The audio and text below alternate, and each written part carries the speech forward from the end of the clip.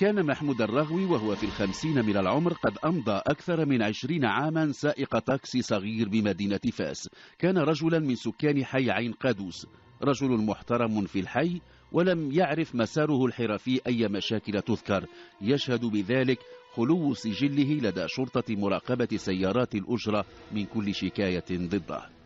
كثيرا ما كان الرجل وهو أب لطفلين يبدأ العمل بعيد صلاة الصبح، وقد تعود جيرانه من سكان عين قادوس على رؤيته وهو يركن سيارته قرب المسجد يصلي المغرب ثم يتوجه إلى بيته.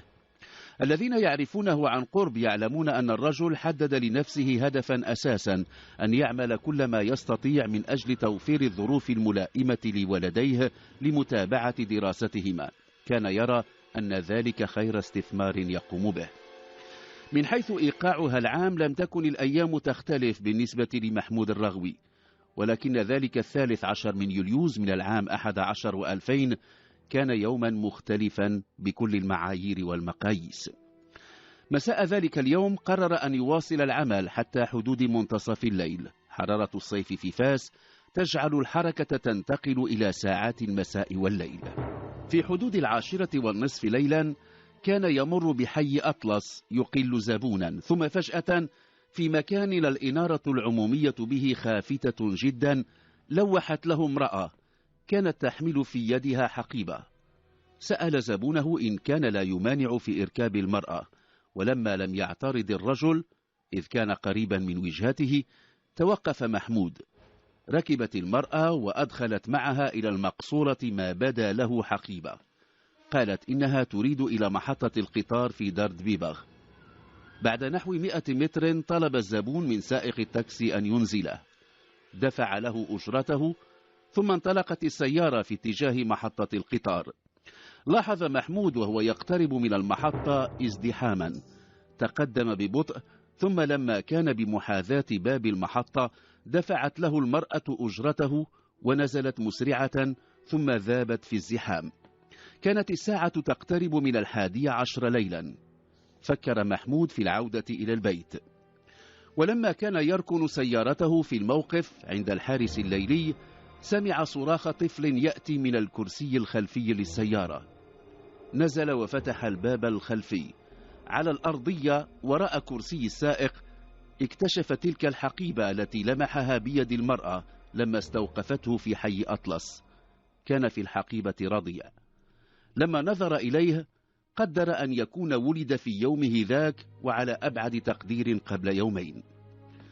وقف محمود حائرا، ما الذي سيفعله؟ هل سيتوجه بالرضيع إلى مركز الشرطة؟ إذا فعل فقد يمضي ما بقي من الليل وحتى الصباح بين سين وجيم. هل يحمله إلى دار الأطفال المتخلى عنهم؟ رأى أنه إذا فعل فسيكون عليه أن يدلي بهويته، وسوف لن يختلف الأمر عما إذا حمل الرضيع إلى مركز الشرطة. لم يبق أمام الرجل سوى حل وحيد، أن يحمله معه إلى البيت، فربما عادت المرأة لتبحث عنه. كان ينوي أن يتدارس مع زوجته إمكانية اتخاذه ولدا. لما وصل إلى البيت عاينت زوجته المولود، ثم بعد أن كشفت عنه تبين لها أنها أنثى. لما قالت لمحمود إنها أنثى لم يخفي الرجل فرحته، اقترح تبنيها وذكر زوجته التي لم ترزق سوى ذكرين بأمنيتها في أن تكون لها بنت. كان يتوقع أن امرأته ستفرح بالعرض، ولكنها اشتعلت غضبا فجأة، راحت تتهمه بما لم يكن يخطر له على بال. قالت وهي تصرخ في وجهه إن الطفلة له وولدت له من عشيقة. كان صراخها ممزوجا بشتائم شتى.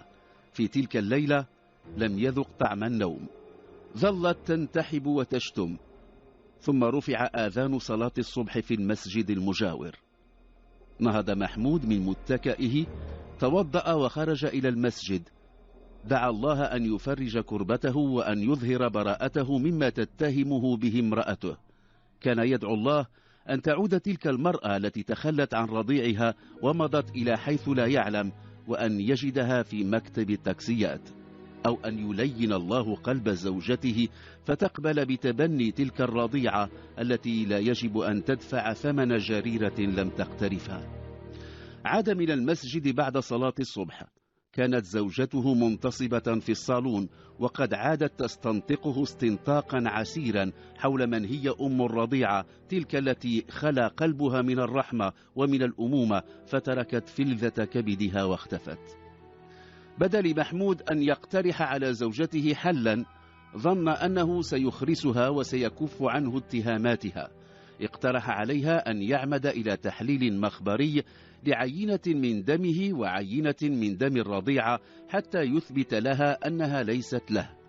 في الحقيقة فاجأه أن زوجته وافقت، وقالت له أن يمضي على الفور إلى المختبر. لم يكن لديه مجال للتراجع أو التسويف. حمل الرضيعة وجاءت زوجته تتبعه إلى موقف السيارات. ركبت في الكرسي الخلفي حتى تؤكد له أنها ما زالت غاضبة. وضع الرضيعة على الأرضية في المكان المجاور للسائق.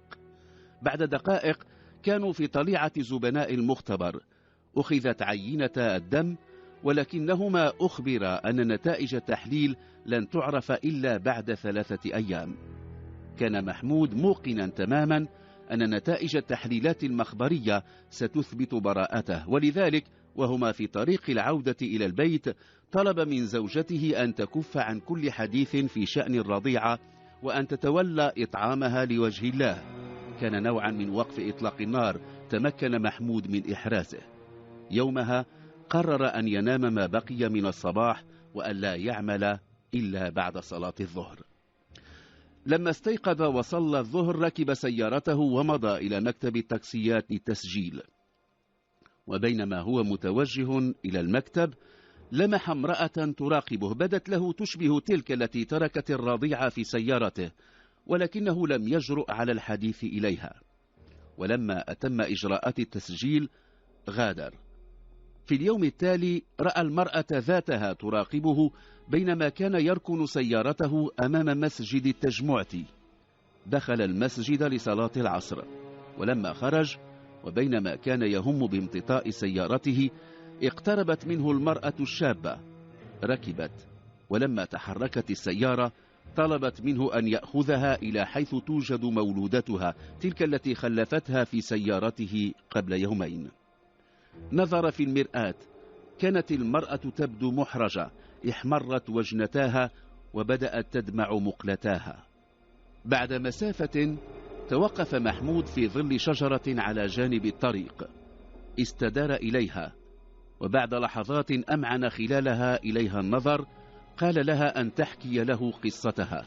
ما حدث لها حدث لشابات كثيرات قبلها، وقد يحدث لأخريات.